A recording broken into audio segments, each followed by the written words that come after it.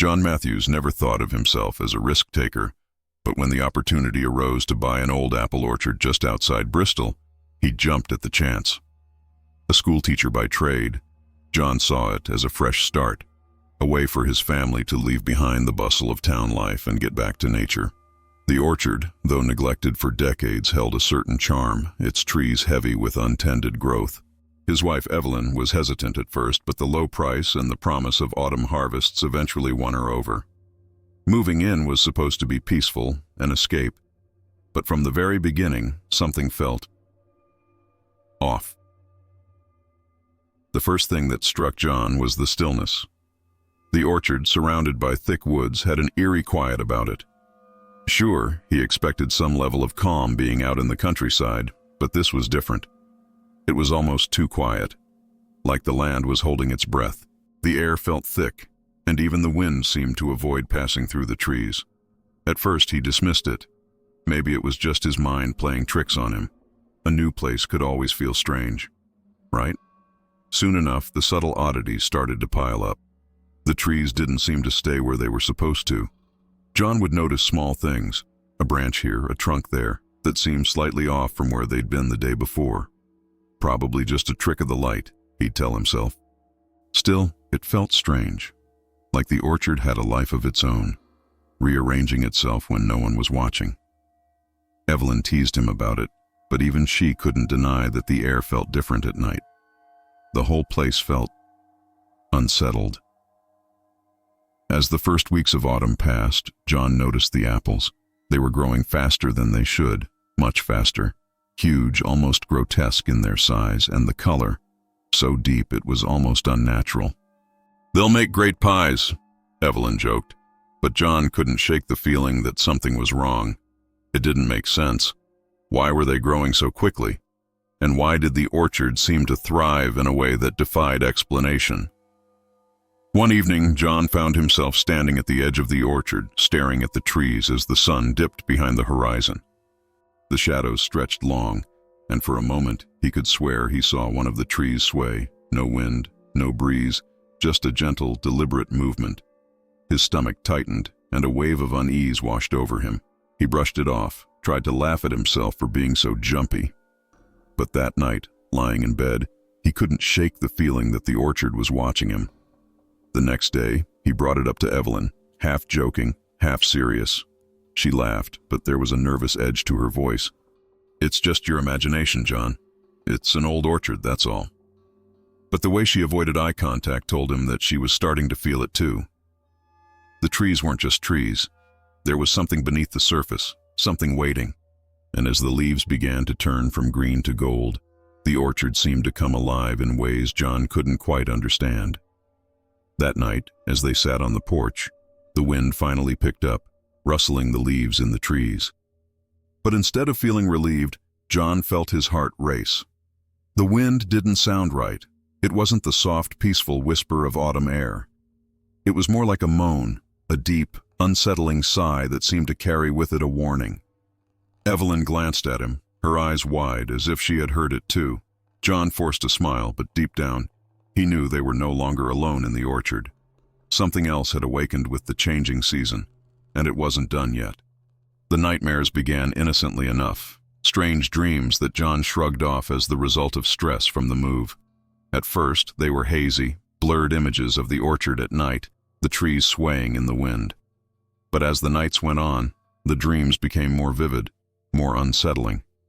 John began to see a figure standing among the trees, half hidden in shadow. Its silhouette was unmistakable, a tall, gaunt shape with large, curling horns that twisted up from its head. It never moved, never spoke, but it stood there, watching. Each time John would wake up with a start, his heart pounding, the image of the horned figure burned into his mind. It wasn't long before Evelyn started having the same dream. She mentioned it one morning over breakfast, her voice quiet, almost hesitant, as if saying it aloud would make it more real. "I saw him too," she whispered, her eyes wide with unease. "The man, with the horns. He was standing by the apple trees just watching." John's stomach churned. It couldn't be a coincidence, could it? He had never described his dream to her, never mentioned the figure. But now they were both seeing the same thing. Something wasn't right. As the nights went on, the dreams became more intense, more frightening. The horned figure seemed to draw closer with each passing night, its shadow creeping toward the house. John could feel its presence, even after waking. He'd lie in bed staring at the ceiling, feeling the weight of the figure's gaze pressing down on him. Evelyn, too, was growing more anxious. She'd wake up in the middle of the night, gasping for air, her hands shaking as she recounted the dream again and again. The figure was always there, always waiting. The children, thankfully, seemed unaffected, at least at first. They slept soundly, oblivious to the creeping dread that hung over their parents.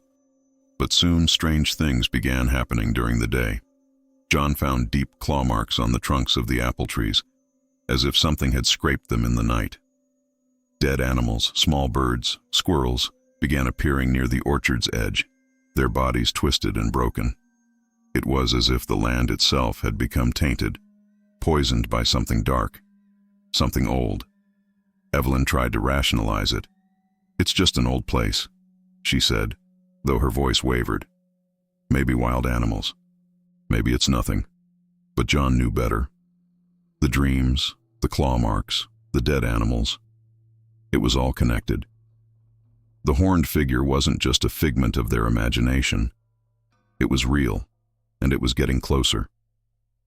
He started avoiding the orchard, refusing to go near the trees after dark. But no matter how hard he tried to push the thoughts away, the nightmares followed him. One night, John woke up drenched in sweat, his heart racing. The dream had been different this time. The horned figure had spoken, its voice low and guttural like the sound of cracking branches. "Tribute," it had said, its hand reaching out toward John. "You owe tribute." He shot out of bed, gasping for breath. Evelyn was already awake, her face pale in the dim light. "I heard it too," she whispered. "It wants something from us." From that moment on, the house no longer felt like a refuge. The air inside was thick with tension, with the sense that something was waiting just outside in the darkness. John couldn't shake the feeling that they were being watched, even during the day. The horned figure had crossed from their dreams into their waking world, and it was only a matter of time before it made its move. As the days passed, the unease in the Matthews household grew unbearable. John's children, who had once been untouched by the strange happenings, now began to fall ill. It started innocently enough, just mild fevers, nothing that concerned John or Evelyn at first. But soon, the fevers intensified, and with them came something far worse. At night, the children would toss and turn in their beds, whispering strange words in their sleep, words John didn't recognize, but that sent chills down his spine. They began waking up crying, pointing toward the orchard and saying they heard voices calling their names from the trees. John tried to rationalize it. Kids get sick, after all. But the whispers, those weren't normal. It was always the same. At night, the children would claim they heard something in the orchard, a voice beckoning them. And during the day, their eyes looked distant, like they were somewhere else entirely. As the days went by, their condition worsened, and they grew pale and listless. Evelyn, usually the strong one, began to crack. "It's the orchard," she said one night, her voice trembling. "It's that thing. It wants something from us." John had been trying to avoid thinking about it, but deep down, he knew she was right. The horned figure from their dreams wasn't just haunting their nights anymore. It had seeped into their reality, and now it wanted something. The word tribute echoed in John's mind, over and over again. But what did it mean? What did the demon want from them? It was clear now that it wasn't just the apples growing unnaturally large in the orchard. It was the entire land. It had been waiting for something, and now it was demanding payment. One evening, John caught a glimpse of something out of the corner of his eye. Just a flicker, but enough to make his blood run cold. It was a shape, moving between the trees in the orchard, hunched and twisted, almost like a person, but not quite. Its form was distorted, its limbs unnaturally long, and it moved in jerky, unnatural motions. For a moment, John thought he saw the horns, just like in his dreams. He blinked, and it was gone. But the feeling lingered, the presence of something grotesque, lurking just beyond the edge of his vision. Desperation set in. John began staying up late, sitting by the window, staring out at the orchard, as if watching would somehow protect his family. But the longer he watched, the more he saw. The trees seemed to shift at night, their branches creaking like bones. He could see shadows moving between them, grotesque shapes that resembled twisted versions of the horned figure from his nightmares. Each night, the shapes grew bolder, stepping closer to the house. And each night, John felt the weight of the demon's demand pressing down on him. Evelyn was the first to voice what John had been dreading. "It wants us, John," she said, her eyes wide with fear. "It's not just the orchard. It wants something more. It's demanding a tribute." Her words hung in the air, heavy and ominous. John knew she was right. The fever that had gripped their children, the voices in the night, the grotesque shapes, they were all part of the same terrifying puzzle. The demon wasn't going to stop until it got what it wanted, and the longer they waited, the stronger its hold on their family became. The Matthews family was unraveling, one thread at a time. The orchard, once a symbol of their fresh start, had become a prison. The demon was tightening its grip, and John felt powerless to stop it. The tribute the demon demanded was far more than they could ever give, and yet they had no choice but to face it. As night fell and the wind began to howl through the orchard once more, John realized that the nightmare wasn't going to end. It was only just beginning. One evening, as the sun dipped below the horizon, John noticed Evelyn wasn't inside. The house was eerily quiet, except for the distant creaking of the trees swaying in the wind. He called her name, his voice shaky, but there was no answer. His heart pounded as he rushed outside, following an inexplicable pull toward the orchard. The fading light cast long, ominous shadows, and there in the middle of the orchard stood Evelyn. Her back was to him, and she was muttering in a low voice, words he couldn't understand. The sight of her standing among the trees, her body rigid, sent a jolt of terror through him. As John stepped closer, he realized something was terribly wrong. Evelyn's eyes, usually so warm, were wide and blank, glowing faintly under the moonlight. Her lips moved rapidly, but the words that escaped them weren't in any language John recognized. It sounded ancient, guttural, as if it wasn't her speaking at all. The ground around her was slick, and as John's gaze lowered, he saw the apples at her feet, split open, their insides leaking a thick, dark liquid that looked disturbingly like blood. His stomach churned, but fear rooted him to the spot. "Evelyn!" he yelled, but she didn't flinch. Her body swayed slightly as if caught in a trance, her arms outstretched toward the trees. John took another step, but before he could reach her, she turned to face him fully. Her face, no longer the face of the woman he knew, was a mask of something otherworldly.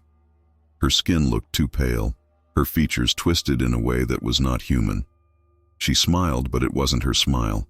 It was something else, something cruel.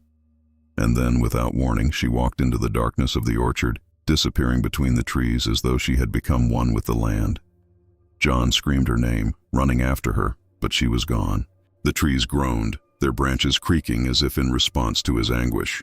He searched for what felt like hours, calling her name, but all he found were more of the grotesque bleeding apples scattered across the ground. Eventually he collapsed, his body trembling, the cold wind biting at his skin. The orchard, now eerily silent, felt alive with malice, and John knew deep down that Evelyn was no longer his.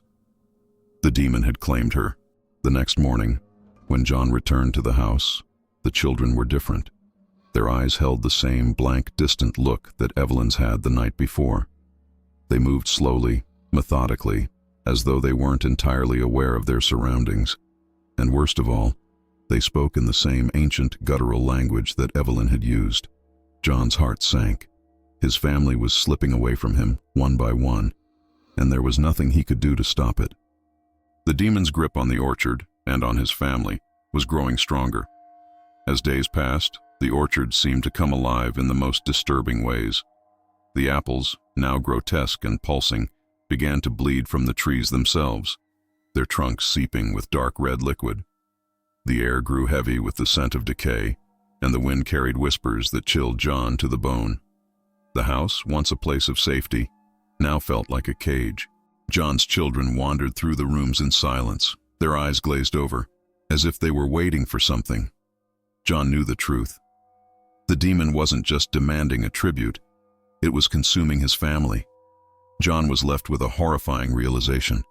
To save his children, he would have to face the demon directly. But what could he offer? What could possibly satisfy the hunger of a creature so ancient, so malevolent? His mind raced with possibilities, but each thought led to the same dreadful conclusion. The demon wasn't interested in offerings of fruit or land. It wanted something far more precious. And deep down, John feared he knew exactly what that was. John couldn't stay in the house any longer. The walls seemed to close in on him, the air thick with dread. His children, now pale and hollow, wandered aimlessly, their once bright eyes void of recognition. They didn't speak anymore, not in words he could understand. John knew he had to get them out. He packed up the essentials, barely able to focus, his hands shaking as he gathered clothes and food. But as he moved through the house, the weight of the demon's presence hung heavy, like a shadow watching his every move. The moment he bundled his children into the car, he felt a fleeting sense of relief, but it didn't last long. As they pulled away from the orchard, the landscape around them seemed to warp. The trees on either side of the road twisted unnaturally, their branches bending toward the car as if trying to snatch it back. John gripped the steering wheel tight, his knuckles white, his breath shallow. The road ahead looked impossibly long, as if the distance between them and safety stretched further with every passing second. The radio, which had been silent, crackled to life with a low, distorted voice. It was the demon. "You can't escape," it hissed, the words twisting through the air like smoke. John's heart pounded in his chest, panic rising as the voice repeated itself, growing louder. He turned the radio off, but the voice didn't stop. It echoed in his head, creeping into every corner of his mind. His children, sitting eerily still in the back seat, didn't react. They were gone, lost to the demon, their bodies present but their souls claimed. John pushed the car harder, his foot heavy on the gas, but no matter how fast he went, the trees outside seemed to follow. The orchard, once behind him, now felt as though it stretched in all directions, endless and consuming. The rearview mirror reflected not the road behind, but the orchard itself, the twisted branches swaying ominously in the wind. And in the distance, standing at the edge of the trees, John saw the figure. The horned demon, watching him, its eyes glowing faintly in the darkness. One by one, John's children began to disappear. He glanced back in the mirror and saw his son, sitting there one moment, gone the next. No sound, no struggle, just gone. His daughter followed soon after, her small form fading into nothingness. John screamed, his voice hoarse with desperation, but there was no answer. The car was empty now, save for him, the demon's voice still echoing in his mind. He was alone, utterly and completely. When John finally stopped the car, miles away from the orchard, he couldn't breathe. The silence around him was suffocating, a deep, oppressive stillness that pressed in on all sides. His children were gone. Evelyn was gone. And though he had escaped the orchard physically, he knew he would never truly be free. The demon's voice still whispered in his ears, its presence still lingering in the back of his mind, calling him back. John abandoned the orchard, left it to rot, but he knew the truth. The demon wasn't tied to the land, it was tied to him. No matter how far he ran, no matter where he tried to hide, the demon would always be there, watching, waiting. And somewhere, out in the world, the orchard still stood, its cursed apples still growing, waiting for the next family to come along and claim their place in the nightmare. Laura Benton had always called Harper's Mill home. The town, nestled between rolling hills and dense forests, seemed like the perfect place to settle. As a teacher, Laura enjoyed the close-knit community, where everyone knew each other and life moved at a slower, peaceful pace. It wasn't until the new developer showed up that things started to change. The oak forest at the edge of town had always been an untouchable part of the landscape. People respected it, or maybe feared it, without fully understanding why. When the construction company came in, they cut down part of the woods to make way for new homes. That was when everything shifted. She remembers the first time she heard the wind howl through the trees that fall. It was unlike any other autumn breeze she had felt. The wind carried something with it, a weight, a sense of dread that settled in her chest and refused to leave. It wasn't just the coldness in the air. No, it was something deeper, something wrong.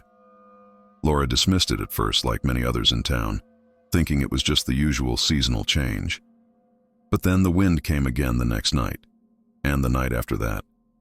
Each time it felt stronger, more ominous, like it was announcing something. The townsfolk soon began whispering about the curse. Some said the trees in the oak forest had stood there for centuries, guarding something ancient, something that should have never been disturbed. Laura didn't pay much attention to those stories, at least not at first. But as the weeks passed, it became harder to ignore the growing unease that settled over the town. People would avoid the forest altogether, steering clear of its edges as if something unseen lurked just beyond the line of trees. And maybe it did. Laura had heard the rumors about strange figures appearing near the oaks, but it wasn't until she saw one herself that she truly believed. One evening, while walking home from school, she felt it, a shift in the air. The wind picked up, swirling the dead leaves at her feet. Then she saw it. A figure, barely visible, standing among the trees watching. It was there, and then it wasn't, like a trick of the light or a fleeting shadow. But the dread that followed her home was very real. The town meetings grew tense as more people reported seeing the same figures, dark shapes that seemed to blend into the trees. Some said they had heard voices carried on the wind, whispers that chilled them to the bone. Others had dreams, vivid, terrifying dreams, of something clawing its way out of the ground beneath the oak trees. Laura never had the dreams, but she felt the presence. The wind became her constant companion, howling through the night, rattling her windows, and seeping into her bones. It was like the town itself was trying to warn them. But by then, it was already too late. The curse had taken root, and the town was never the same after that fall.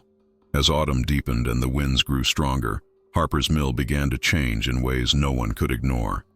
Laura recalls the first disappearance vividly, because it was the moment everything turned from eerie to truly terrifying. It was mid-October when Paul Henderson, a local farmer, failed to show up at the general store one morning. At first, people thought nothing of it. Maybe Paul had taken a trip or fallen ill. But as the days passed with no word from him, worry spread. Laura remembers how the entire town seemed to hold its breath when his body was finally found. It was Mrs. Henderson who discovered him, hanging from one of the massive oaks at the edge of their property. The sight was gruesome. Paul's face was twisted in horror, his eyes wide open as if frozen in the last moments of pure terror. His body swayed gently in the wind, as though the tree itself had claimed him. Laura, like many others in town, couldn't shake the image. That was the beginning of the nightmare. After Paul's death, the town's fear became palpable, creeping into everyday conversations and lingering in the air like the smell of decay. Soon, Paul's death was no longer an isolated incident. The next disappearance came just days later. Mary Thompson, a teenager, didn't come home after a study session at a friend's house. Search parties were organized, but no one held much hope. Everyone knew, deep down, that she wouldn't be found alive. And when her body appeared, dangling from an oak just outside town, it cemented the growing horror. The trees, those ancient towering sentinels, seemed to have come alive, feeding on the townspeople. And the wind that howled through them carried the heavy scent of fear. Laura describes the way the town changed after that. People who had lived in Harper's Mill their whole lives began locking their doors well before dark, something they'd never done before. No one ventured near the oaks if they could help it, and children were forbidden to play anywhere close to the woods. There was a sense that the town was being watched, that something old and malevolent had awakened. The disappearances continued, each one more chilling than the last, and the townspeople's faces became etched with the same dread that Laura had felt that first night. By November, the town had become a shell of its former self. Everyone moved through their days with the same anxious anticipation, waiting for the next person to vanish. The wind seemed to have a mind of its own, twisting through the streets, making the leaves scatter like the souls it had claimed. Laura noticed how each time a new disappearance occurred, the wind grew more forceful, as if feeding on the fear that gripped Harper's Mill. The trees loomed larger, their branches seeming to stretch closer to the houses, like they were reaching for their next victim. What terrified Laura most was the look in the victims' eyes. When the bodies were found, hanging from those cursed oaks, their faces were frozen in expressions of pure horror, as if they had seen something unspeakable in their final moments.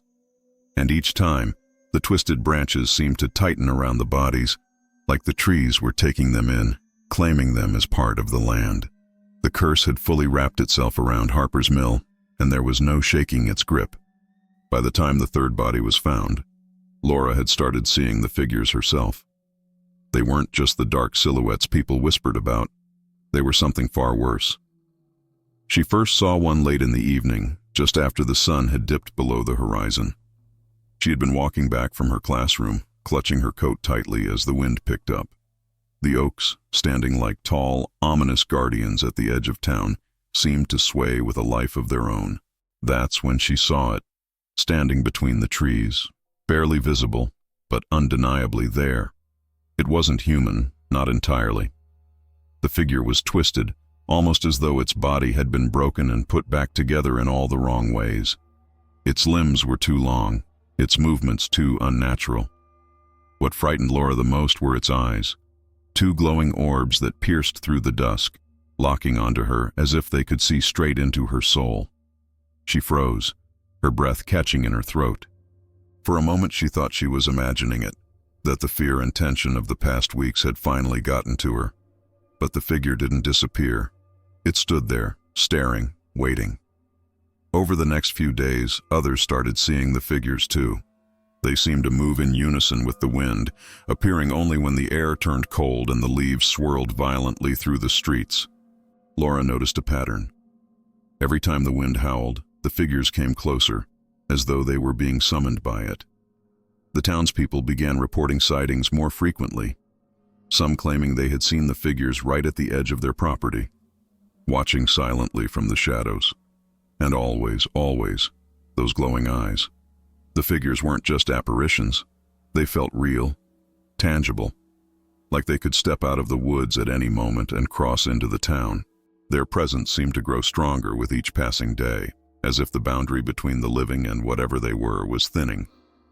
Laura knew they were connected to the oaks, to whatever dark force had been awakened when the burial ground was disturbed. The figures never ventured far from the trees, but they didn't have to. Their mere existence sent ripples of fear through the town, tightening the grip of the curse. Laura remembers one night in particular when she saw the figure standing closer than ever before. It was just outside her window, bathed in the pale light of the moon. Its body seemed to ripple, like the wind was moving through it. She couldn't tear her eyes away from it, even as her heart pounded in her chest. The figure didn't move. It just stared, its glowing eyes boring into her, making her feel like she was being claimed, like the curse had marked her as its next victim. As more people began seeing the figures, the disappearances increased. The figures became a signal, a warning that another soul would soon be claimed. The wind would rise, the figures would appear, and within days, someone else would be found hanging from the twisted branches of the oaks. Harper's Mill had become a place where death was inevitable, and those figures, with their twisted bodies and glowing eyes, were the harbingers of that doom. By late November, the fear in Harper's Mill had reached a breaking point. Laura's family had seen enough.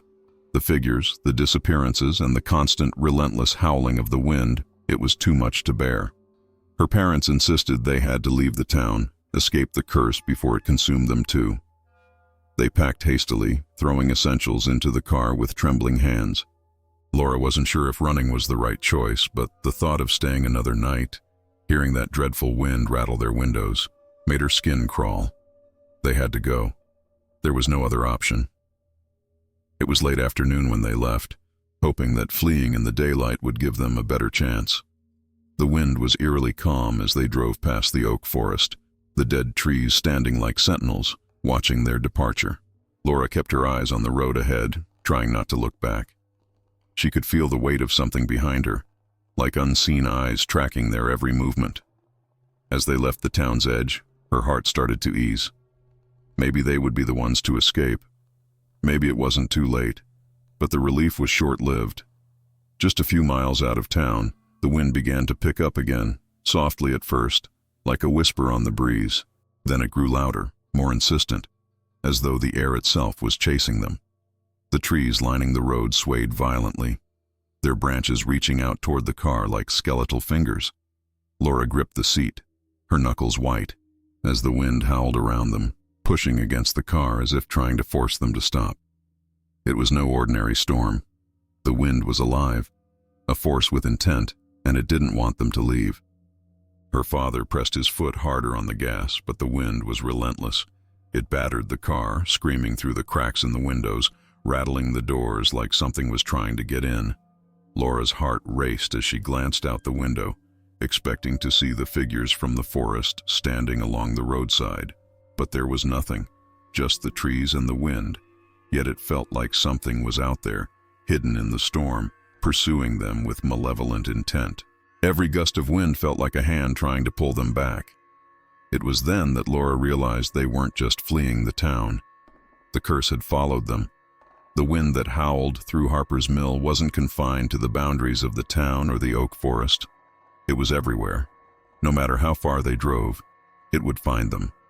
She could see the panic in her father's eyes as he gripped the steering wheel tighter, pushing the car to its limits. But the wind didn't relent. It grew stronger, more furious, as if enraged by their attempt to escape its grasp. As night fell and the road ahead became harder to see, Laura felt a sinking dread settle in her stomach. The wind, now howling with a deafening roar, seemed to swirl around them in a vortex of terror. The car rocked violently as if something was trying to rip it off the road, and then, through the darkness, Laura caught a glimpse of something. Just for a second, out of the corner of her eye, she saw one of the figures, standing at the edge of the forest, watching. The glowing eyes pierced the night, and in that moment she knew. They would never outrun the curse. They might have left Harper's Mill behind, but the wind, the demon, it had latched onto them. No matter how fast or how far they drove, there was no escaping its reach. By the time Laura's family realized they couldn't escape the curse, it was too late. They had driven for hours, but the wind never stopped. It hounded them like a relentless predator, howling through the night and rattling the car with an unnatural force. Laura's father, exhausted and panicked, pulled off the road into a small, deserted rest stop. They had no choice but to stop. The car was nearly out of gas, and the roads ahead were shrouded in a thick, swirling mist that seemed to materialize out of nowhere. The wind, though quieter now, still lingered in the air like a living thing. As they stepped out of the car, the air felt heavier, charged with an oppressive energy. The trees surrounding the rest stop were different, not the towering oaks from Harper's Mill, but they had the same sinister presence. Their branches creaked softly in the wind, and the leaves rustled with an eerie, whispering sound. Laura could feel it in her bones. Something was watching, waiting. Her parents tried to stay calm, but the fear in their eyes was unmistakable. They all knew that whatever had followed them from Harper's Mill was still out there. That night, as they huddled together in the small, cold cabin at the rest stop, the wind returned in full force. It battered the windows, shaking the walls like a beast trying to tear its way inside.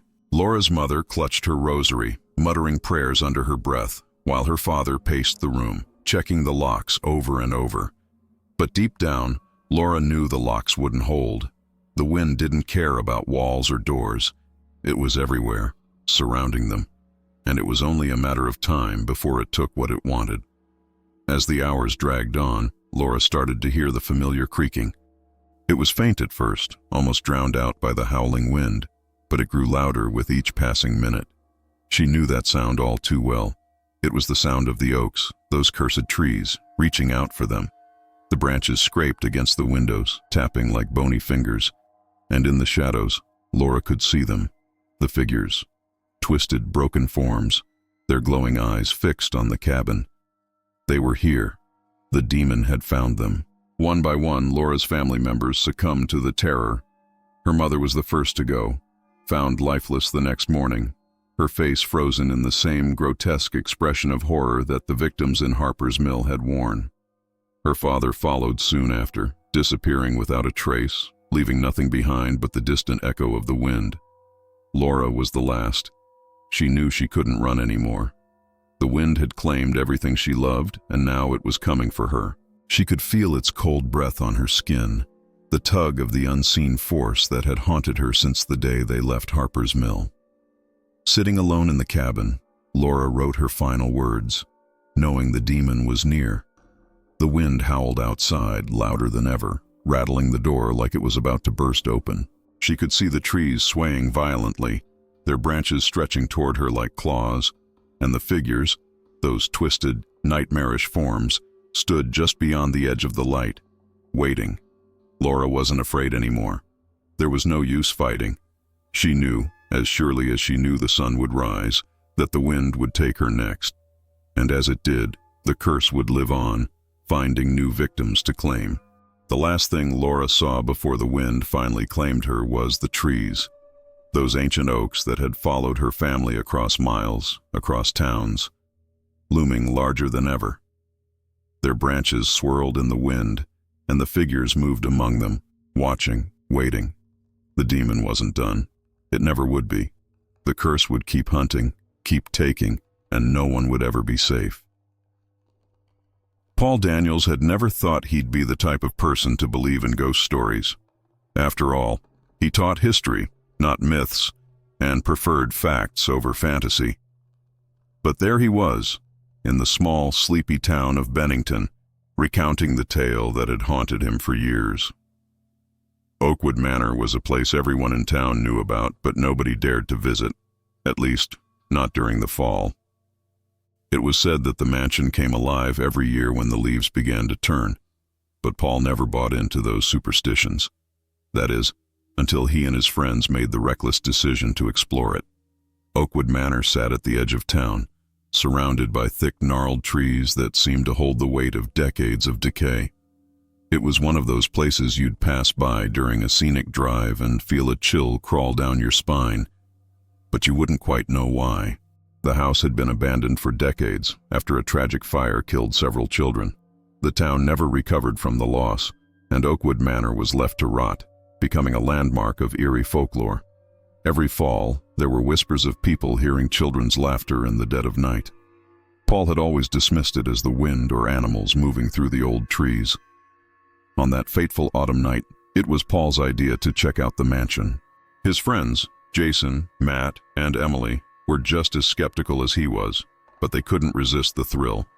They wanted to prove once and for all that the legend of Oakwood Manor was nothing but a ghost story told to scare off curious teens. They packed some flashlights, snacks, and a lot of bravado, heading out just as the sun began to set, casting long shadows over the mansion. As they approached, the cool autumn air carried with it the unmistakable scent of burning leaves, a scent that would later haunt Paul's nightmares. The house loomed in front of them, its windows dark and hollow, like eyes watching their every move.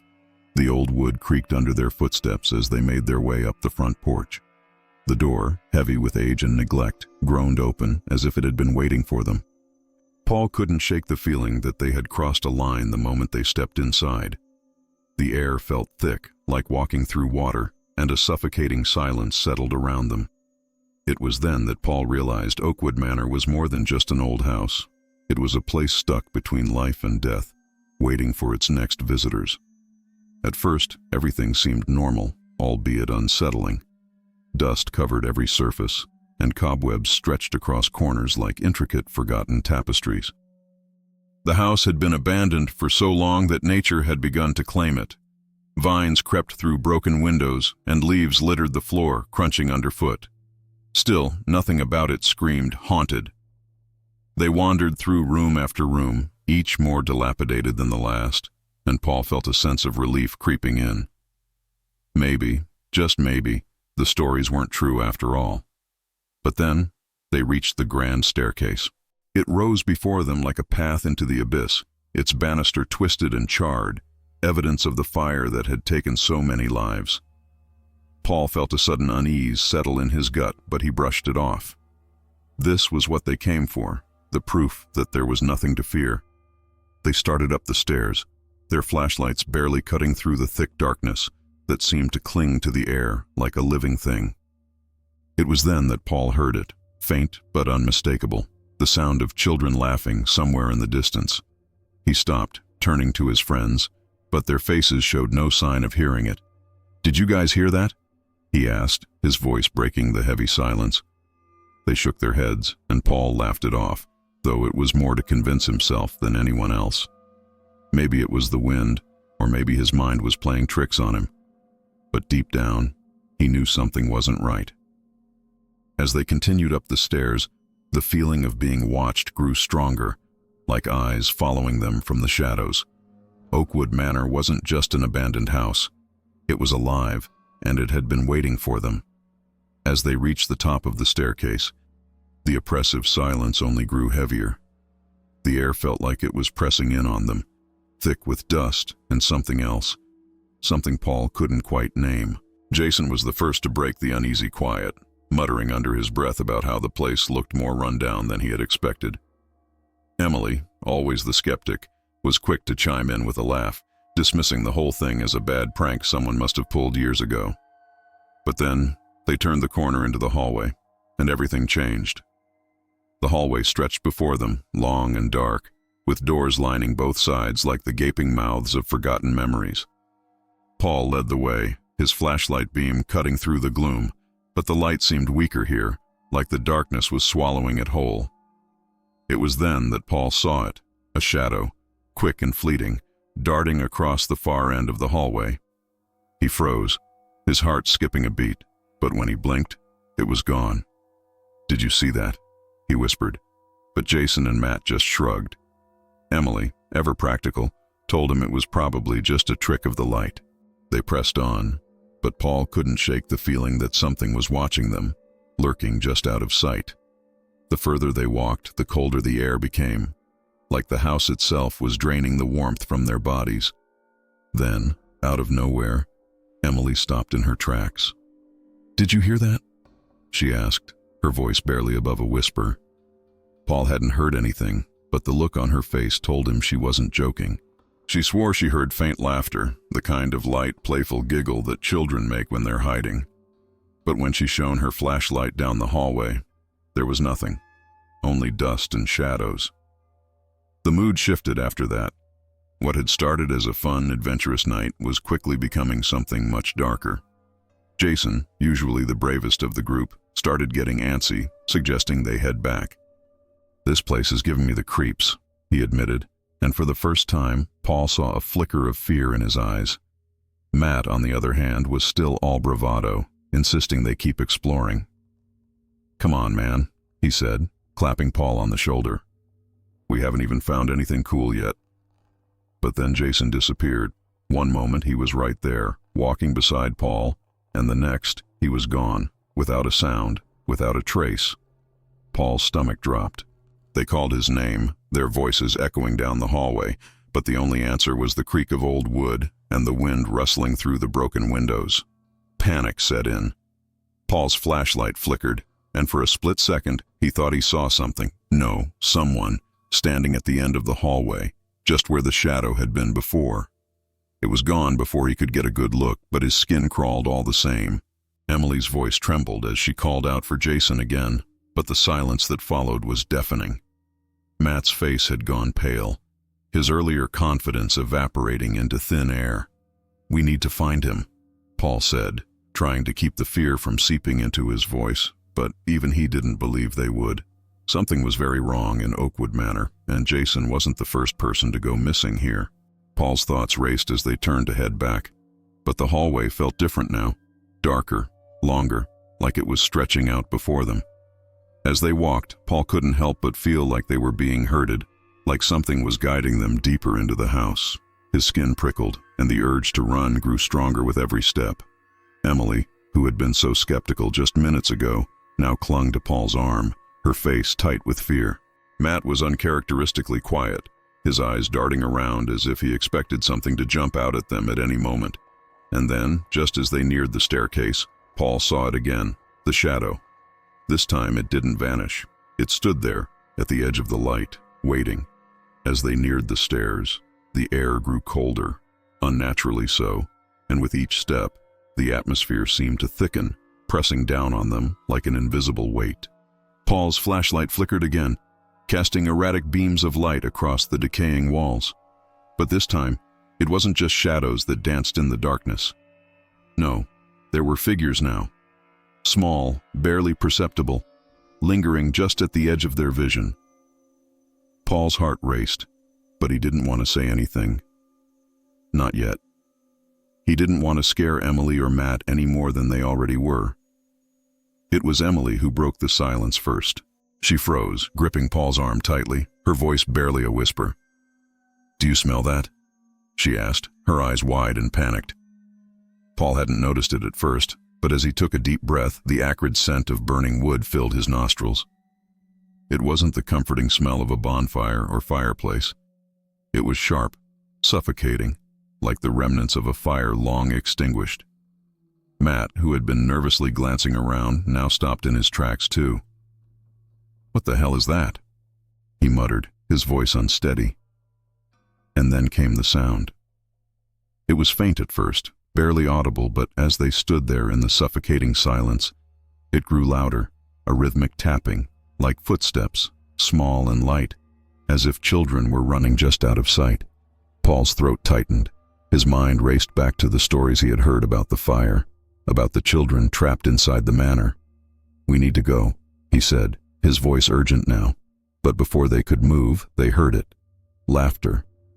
It was distant, echoing down the hallway, but unmistakably the laughter of children. Paul's stomach twisted in knots. They rushed down the hallway, their footsteps loud and frantic. The laughter seemed to follow them, growing louder with every step. As they neared the grand fireplace in the main hall, they found Jason, standing there, staring blankly into the blackened hearth. His face was pale, his eyes wide but unfocused. "Jason!" Matt shouted, rushing over to him, but Jason didn't respond. He just stood there, murmuring something under his breath, his lips moving slowly. Paul and Emily exchanged terrified glances. Paul approached cautiously, placing a hand on Jason's shoulder. "Hey man, we've got to go. Now." But Jason didn't move. His voice was low, barely audible, as he repeated the same phrase over and over. "The children want to play. The children want to play." Paul's blood ran cold. He shook Jason harder, but it was as if he was in a trance, his eyes fixed on the cold, empty fireplace. Emily's voice cracked as she backed away, her face pale. "We need to get out of here," she whispered, fear etched into every word. Matt, desperate to snap Jason out of it, grabbed him by the shoulders and shook him violently. But then, the temperature dropped again. Suddenly, they saw them, small, ghostly figures emerging from the shadows, their forms flickering in and out of view like images from a nightmare. Their faces were twisted, their eyes hollow, and their bodies charred, as if the fire had never truly let them go. They stared at Paul, Emily, and Matt with an intensity that made Paul's skin crawl. These weren't just apparitions. They were trapped souls, forever bound to the place where they had died, their innocence twisted into something dark and vengeful. As Paul took a step back, he saw their eyes, empty, yet filled with a haunting sadness. They didn't speak, but their presence was overwhelming. It was as if they were trying to communicate, but whatever message they had was drowned out by the horror of their existence. The children of the fire were real, and they were still here, still suffering, still waiting for someone to save them. But no one ever had. Paul's breath came in short, panicked gasps as the reality of the situation sank in. They were surrounded by the spirits of the dead, and there was no escape. The moment Paul stepped back, the room shifted. It wasn't just the children anymore. Something darker loomed in the air, something that twisted the atmosphere into a suffocating force. Paul's flashlight flickered again, but this time the darkness felt alive, pressing in from all sides. Matt was still shaking Jason, desperate to snap him out of his trance, but nothing seemed to work. Emily clung to Paul, her breath quick and shallow as her eyes darted toward the shadowy figures of the children. And then the silence broke, not with laughter, but with a low, guttural sound that sent chills down Paul's spine. It wasn't the children, it was something else. Slowly, from the corner of the room, a figure emerged, but it wasn't like the children. It moved with an unnatural, jerking motion, its form tall and gaunt, cloaked in shadows that seemed to cling to its cracked, blackened skin. At first glance, it almost looked like one of the children, a small, fragile shape. But as it stepped closer, it grew, towering over them, its face twisted into a grotesque mockery of innocence. The demon had been hiding in plain sight, feeding off the fear and pain that lingered in the house for decades. Paul's breath hitched as the creature turned its hollow gaze toward them, its eyes nothing but empty voids. He could feel its presence pressing down on him, cold and suffocating. Matt, who had been silent up until now, screamed as the door behind him slammed shut with a violent force. The sound echoed through the house, but it was drowned out by the demon's presence, which seemed to fill every corner of the room. Jason, still lost in his trance, began to mutter louder, repeating the same chilling phrase, "The children want to play." Without warning, Matt was yanked backward, his body dragged across the floor by an unseen force. He clawed at the ground, his fingers scraping against the old wood, but it was no use.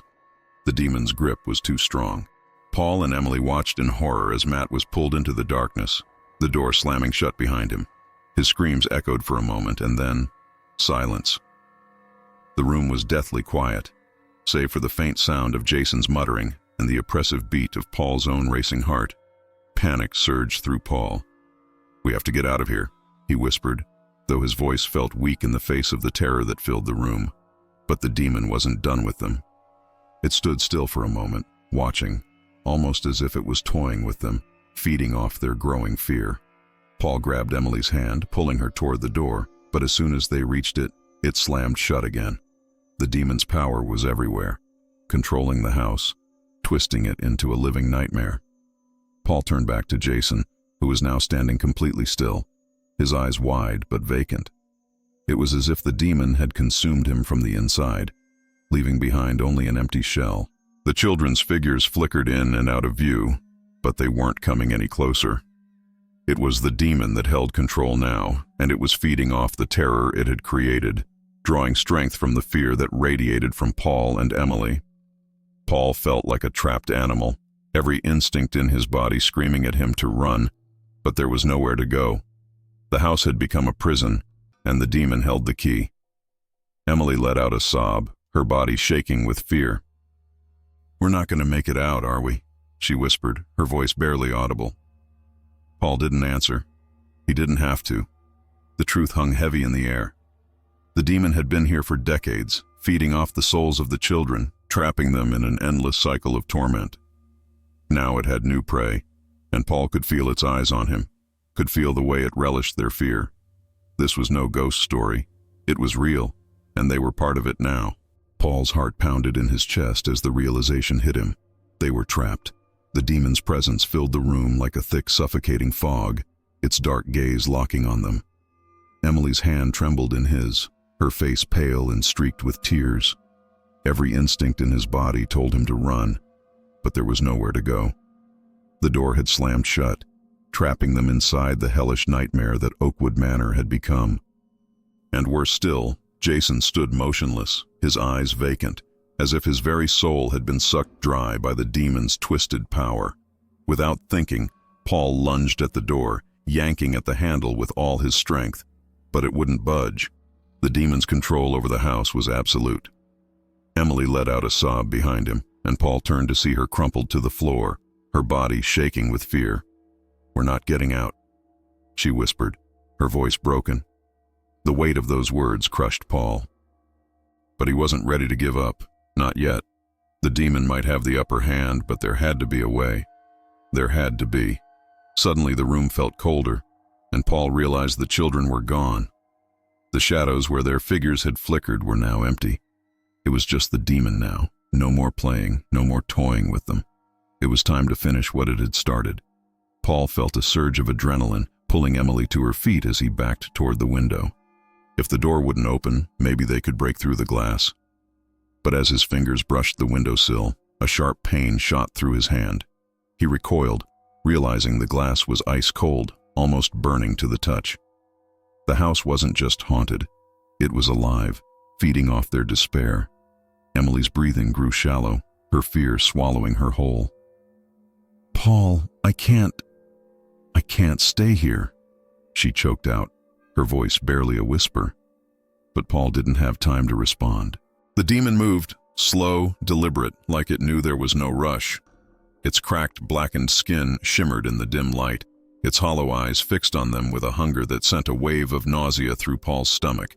He grabbed a piece of broken wood from the floor and hurled it at the window with all his might.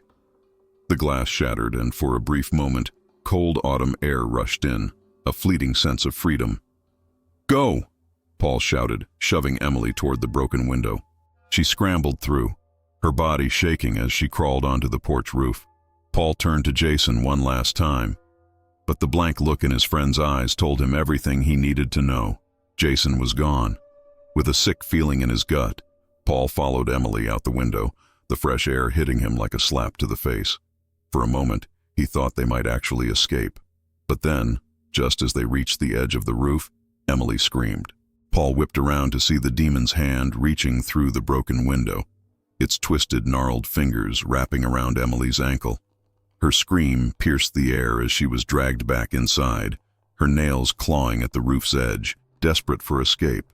Paul grabbed her hand, pulling with all his strength, but the demon's grip was too strong. "Paul, don't let go," she begged, her voice full of terror. But no matter how hard he pulled, she was slipping. Her fingers slipped from his grasp, and she was yanked back into the house, the window slamming shut behind her. Paul was alone now, standing on the roof, his breath ragged and his heart pounding in his chest. He had escaped, but Emily hadn't. The demon had taken her, just like it had taken Matt and Jason. He staggered back, barely able to comprehend what had just happened. His friends were gone, consumed by the horror that lurked inside Oakwood Manor. As he stumbled down from the roof and into the woods, the faint cries of children echoed in the distance, carried on the cold autumn wind. The house still stood, its doors still open, waiting for the next group of souls to wander in. The demon wasn't done, not by a long shot. Paul never spoke of what happened to anyone in town. Who would believe him? But every year, as autumn rolled around, he'd hear those whispers again, faint, almost too quiet to notice. The wind would shift, carrying the scent of burning wood, and Paul knew the demon was still there, still hungry. Oakwood Manor hadn't finished its meal. It never would. And as much as Paul wanted to forget, the memories were carved into him, like scars that would never heal. He'd escaped, but the demon was still out there, waiting for someone else to walk through those doors.